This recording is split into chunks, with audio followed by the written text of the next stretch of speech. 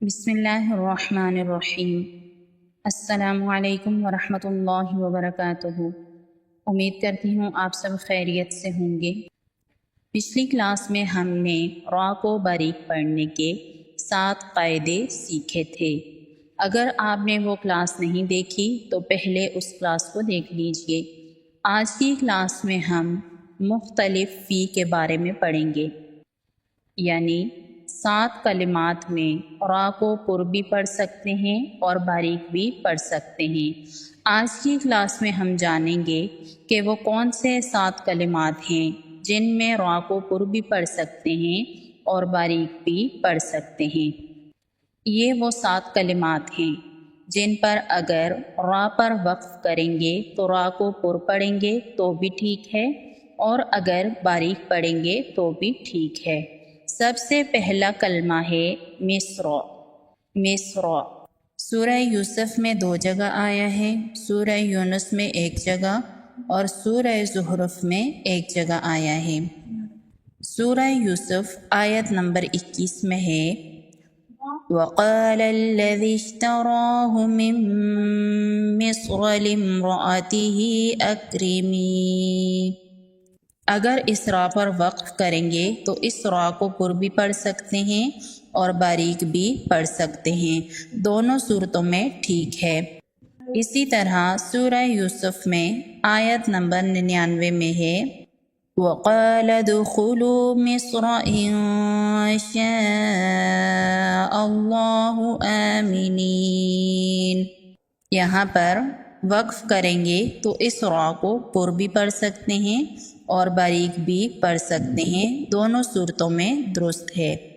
سورہ یونس آیت نمبر 87 میں ہے لِقَوْمِكُمَا بِمِصْرَ بُيُوتًا وَاجْعَلُوا بُيُوتَكُمْ۔ اب یہاں پر دیکھیں، یہاں پر ہے بِمِصْرَ، تو یہاں پر اگر ہم وقف کریں گے پر بھی پڑھ سکتے ہیں اور باریک بھی پڑھ سکتے ہیں، دونوں صورتوں میں درست ہے۔ لیکن یہ جو مصر ہے اس میں تفخیم زیادہ بہتر ہے۔ اس کے بعد دوسرا کلمہ ہے فَأَسْرِ، جو سورہ ہود آیت نمبر 81 میں، سورہ ہجر آیت نمبر 65 میں اور سورہ دخان آیت نمبر 23 میں ہے۔ إِلَيْكَ فَأَسْرِ بِأَهْلِكَ بِقِطْعٍ مِّنَ اللَّيْلِ۔ فَأَسْرِ بِأَهْلِكَ، اس کو پر پڑھیں تو بھی ٹھیک ہے اور باریک پڑھیں تو بھی ٹھیک ہے۔ اس کے بعد سورہ ہجر کی آیت نمبر 65 میں ہے فَأَسْرِ بِأَهْلِكَ بِقِطْعٍ مِّنَ اللَّيْلِ۔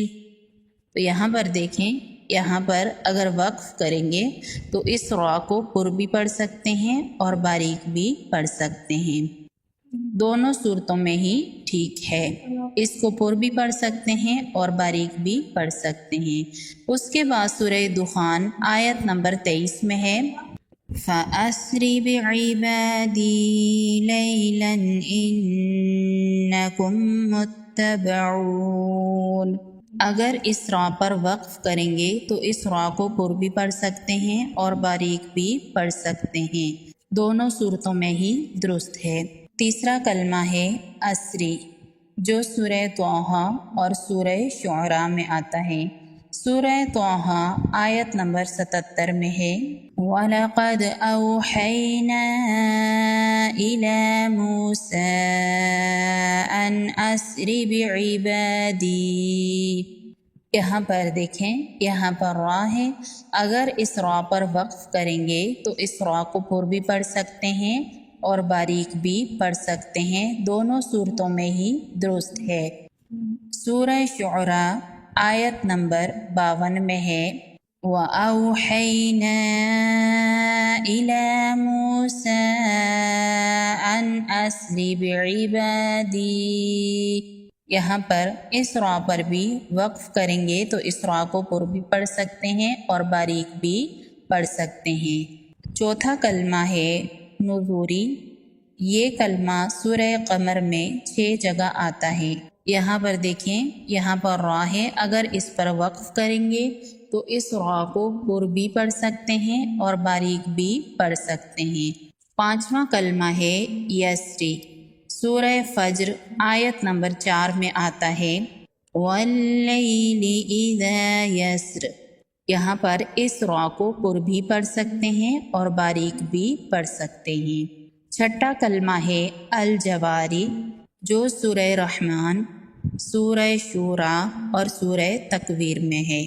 سورہ رحمان آیت نمبر 24 میں ہے وَلَهُ الْجَوَارِ الْمُنشَآتُ فِي الْبَحْرِ كَالْأَعْلَامِ۔ تو یہاں پر اس را پر اگر وقف کریں گے تو اس کو پر بھی پڑھ سکتے ہیں اور باریک بھی پڑھ سکتے ہیں۔ سورہ شورا آیت نمبر 32 میں ہے وَمِنْ آيَاتِهِ الْجَوَارِ فِي الْبَحْرِ كَالْأَعْلَامِ۔ یہاں پر را ہے، اس را پر اگر وقف کریں گے تو اس را کو پر بھی پڑھ سکتے ہیں اور باریک بھی پڑھ سکتے ہیں۔ سورہ تکویر آیت نمبر 16 میں ہے الجوار الکنس۔ تو یہاں پر اس را پر اگر وقف کریں گے تو اس را کو پر بھی پڑھ سکتے ہیں اور باریک بھی پڑھ سکتے ہیں۔ ساتواں کلمہ ہے سورہ سبا آیت نمبر 12 میں وَأَسَلْنَا لَهُ عَيْنَ الْقِطْرِ۔ تو یہاں پر دیکھیں یہ را ہے، اگر اس را پر وقف کریں گے تو اس را کو پر بھی پڑھ سکتے ہیں اور باریک بھی پڑھ سکتے ہیں، لیکن اس را میں ترقیق زیادہ بہتر ہے، یعنی اس کو باریک پڑھنا زیادہ بہتر ہے۔ ان 7 کلمات کے علاوہ قرآن پاک میں سورہ شعراء میں آیت نمبر 63 میں ہے کل فرق کالطود العظیم۔ یہاں پر اس را کو پر بھی پڑھ سکتے ہیں اور باریک بھی پڑھ سکتے ہیں۔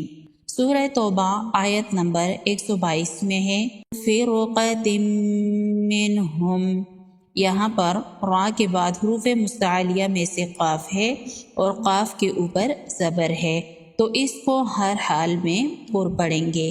فرقین جو ہے اس کو پر بھی پڑھ سکتے ہیں اور باریک بھی پڑھ سکتے ہیں، کیونکہ قاف حروف مستعلیہ میں سے ہیں، لیکن ساتھ ہی اس کے نیچے 2 زیر ہیں، تو اس لیے اس کو دونوں صورتوں میں پڑھنا جائز ہے، پر بھی پڑھ سکتے ہیں اور باریک بھی پڑھ سکتے ہیں۔